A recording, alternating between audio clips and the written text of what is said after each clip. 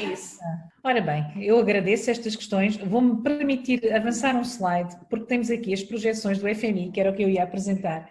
E o que é engraçado é que o FMI apresenta aqui uma dívida elevada, mas apresenta uma dívida com tendência para descida. E na conversa do FMI no relatório de setembro, há muito esta ideia da dívida a convergir para 70%, a aproximação a estes 60% que o Dr. Neto referiu. Eu desconhecia que isto estava inscrito numa lei em Angola, peço desculpa pelo facto, mas aqui está a obsessão com os tais 60%, portanto o tal valor que aparentemente seria sustentável, não é? Portanto o tal valor em que se há algum choque nos faz desviar de uma trajetória sustentada, ainda vamos a tempo de corrigir, não é? Com os recursos disponíveis que temos. Agora, nós sabemos que, de facto, nós também em termos de Europa deveríamos cumprir e a nossa dívida portuguesa também está muito mais próxima destes valores que eu estou a mostrar aqui para Angola do que propriamente dos 60%. E isto é assim em muitas partes do mundo, em muitos países, como vimos, aliás, no primeiro gráfico que eu mostrei do Data Mapper com as dívidas todas, portanto há aqui uns limites que são indicativos e que os países tendem a não cumprir. A questão da limitação pelos próprios parlamentos, bom, eu penso que isso dependerá da organização interna e do quadro político definido para cada um. Aqui também em Portugal tentou, por exemplo, colocar-se na nossa Constituição os limites, já não me lembro se para o déficit, também para a dívida, lembro-me de existir essa tentativa no período da austeridade, mas isso foi chumbado e eu acho que ainda bem, porque de facto isto são variáveis económicas e são variáveis da política económica. E nós precisamos, em determinados contextos, da política económica. Portanto, convém ter valores indicativos que são desejáveis e que nós gostaríamos muito de alcançar. E acho que nos devemos preocupar com alcançá-los, mas convém também ter alguma flexibilidade. E, portanto, penso que essa flexibilidade, se calhar, até é aquilo que os diferentes parlamentos, em diferentes fases, consoante a conjuntura, conseguem obter, não é? E, do meu ponto de vista, ainda bem, porque eu acho que nós precisamos de política económica, não é? Claro que precisamos dela bem gerida, mas precisamos da política económica. Ora bem, a dívida pública, eu acho que inventar, portanto, estatísticas de dívida pública para esconder que ela é mais alta do que aquilo que é e se isso terá impacto sobre as gerações futuras, há sempre esta discussão se a dívida pública se transporta para as gerações futuras só como despesa. Eu acho que nós temos que ver as coisas do ponto de vista quer da despesa que isto representa para as gerações futuras, quer das oportunidades, das externalidades positivas que isto possa ter para as gerações futuras. Vamos imaginar a construção de uma autoestrada que liga Luanda a uma cidade estratégica fundamental, sei lá, pode ser o Lobito, pronto, uma boa estrada que liga. Se isto gerar atividade económica, se após a estrada houver uma concentração de empresas, gerar atividade económica, no fundo implica um crescimento da economia superior àquele que seria possível se não tivesse havido essa dívida, nós podemos ter uma externalidade positiva, um contributo positivo para as gerações futuras, porque de facto deixamos às gerações futuras atividades económicas montadas e portanto deixamos inclusivamente às gerações futuras a capacidade de encontrar o seu crescimento e as suas fontes de receita para a resolução das dívidas. Portanto, eu acho que a dívida traz aspectos negativos para as gerações futuras, mas traz também aspectos positivos. E aqui o truque deve ser conseguirmos equilibrar estes dois lados. Que externalidades, que efeito sobre a atividade económica e o crescimento conseguimos nós, contra o efeito que nós vamos deixar em termos do pagamento dessa dívida. Porque aqui no fundo o que nós estamos a fazer é a dividir o pagamento dos projetos por diferentes gerações, sendo que esperamos que as gerações futuras também beneficiem desses projetos, portanto não tem que ser totalmente injusto. Agora, se eu construir uma estrada e depois a abandonar, foi despesa, deixo despesa para a geração futura, não gerou quaisquer externalidades, não gerou crescimento, não beneficiou ninguém, então aí, de facto, eu só vejo custos, não consigo ver benefícios.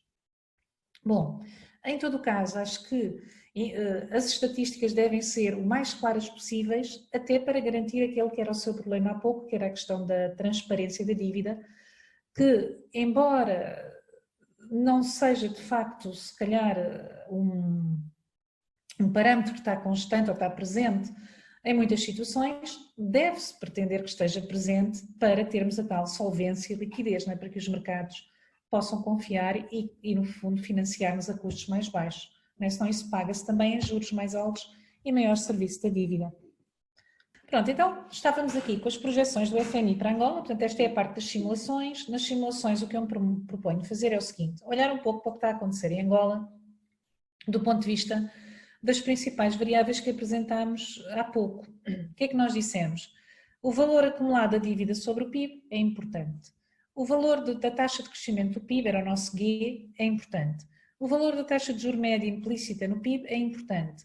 Os saldos primários são também importantes. E, por último, a própria inflação pode contribuir para esta história toda. A inflação não entra aqui na nossa equação, mas fica aqui como referência para perceberem como é que a inflação pode estar aqui a ajudar a resolver o problema da dívida, a ajudar, eu ponho aqui entre aspas, mas no sentido em que diminui as taxas de juro.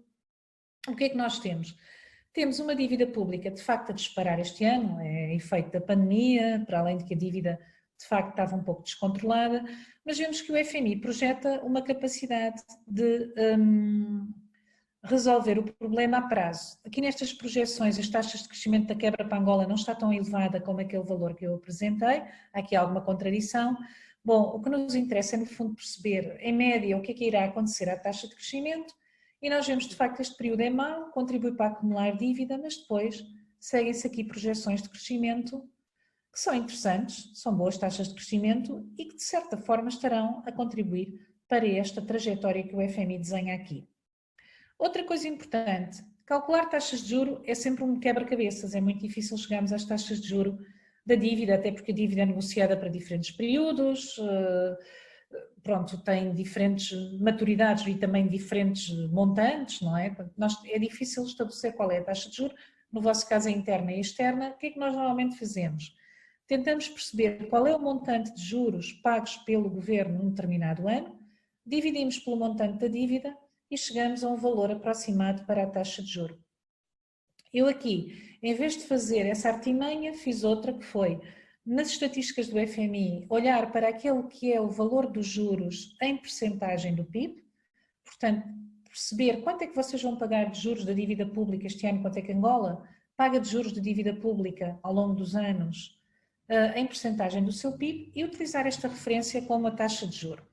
Aqui a base, se calhar, seria menor, na verdade, a dívida está acima de 100, esta taxa de juros refere-se a um 100, portanto seria menor, mas serve-nos como valor indicativo. Se alguma coisa correr mal com a dívida, temos aqui uma espécie de teto importante para o nosso raciocínio. Para além disso, temos aqui a evolução do saldo primário, fica negativo com a pandemia, mas depois o FMI prevê a capacidade de Angola de ter um saldo primário positivo, primeiro nulo e depois até excedentário, portanto ter mais receitas que despesas. Bom, e temos aqui uma inflação relativamente elevada. Ora bem, eu olhei mais ou menos para estes valores, peguei aqui nos 122% que estavam no data mapper do FMI, naquela tabela inicial, e criei diferentes cenários onde assumo em quase todos o tal saldo primário a zero, mais ou menos uma média do período anterior, e no fundo o objetivo que o FMI parece que terá desenhado com o governo angolano e que está em cima da mesa.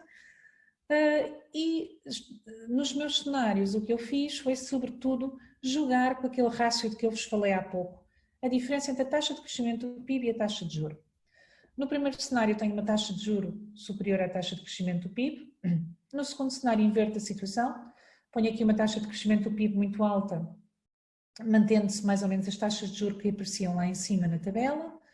Aqui, Angola teria uma taxa de crescimento mais próxima do que aparece na tabela e conseguiria reduzir a sua taxa de juro implícita na dívida.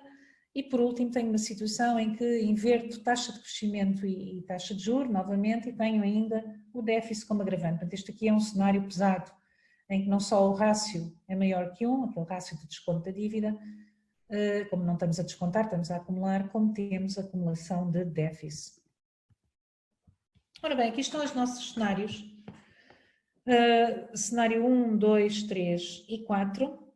No cenário 1, recordando, eu tenho crescimento inferior à taxa de juro, a dívida acumula-se ao longo do tempo. Em 20 anos, que foi a simulação que eu fiz, mantendo estas taxas em média, eu teria tendência para acumular a dívida desta forma, portanto passaria de 120% para cerca de 180%. No segundo cenário, tenho a situação inversa, consigo crescer mais do que o valor da taxa de juro, portanto o rácio de desconto já é menor do que 1. Segundo cenário é esta laranja, vejo claramente um decréscimo da dívida e a sua convergência lenta, mas para valores cada vez mais baixos, portanto aqui estaríamos com um valor de cerca de 100. No terceiro cenário, eu mantenho esta relação, mas no fundo a diferença acentua-se, agora a taxa de crescimento é o dobro da taxa de juro. O que é que me acontece? Cenário cinzento. Tenho mais uma vez uma diminuição da dívida a prazo e aqui tenderia a ir mais rapidamente para o tal limite dos 60%. E no último cenário é o cenário mais escabroso, não é? Em que de facto tenho uma taxa de crescimento que é metade da taxa de juros e ainda estou a acumular déficit público em cima disto e portanto a dívida dispararia e passaria o valor de 200%.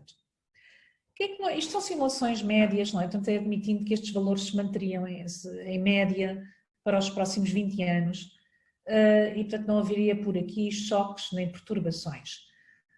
O que é que nós vemos, de qualquer forma? Que em qualquer um destes cenários, o ajustamento para dívidas relativamente menores é lento. Nós não conseguimos chegar à tal dívida de 60% num ápice. Reparem, no melhor cenário, nós demoramos 20 anos a chegar a 80%, com valores em que não temos déficit primário, não é? Nem déficit nem excedente, portanto as receitas cobrem exatamente as despesas, mas temos uma taxa de crescimento que é o dobro da taxa de juros implícita no PIB. Não é? Seria uma situação em que conseguiriam negociar taxas de juros favoráveis, eventualmente concessionadas, e Angola conseguiria manter aqui um bom crescimento que está aqui, pelo menos na perspectiva do FMI para 2023.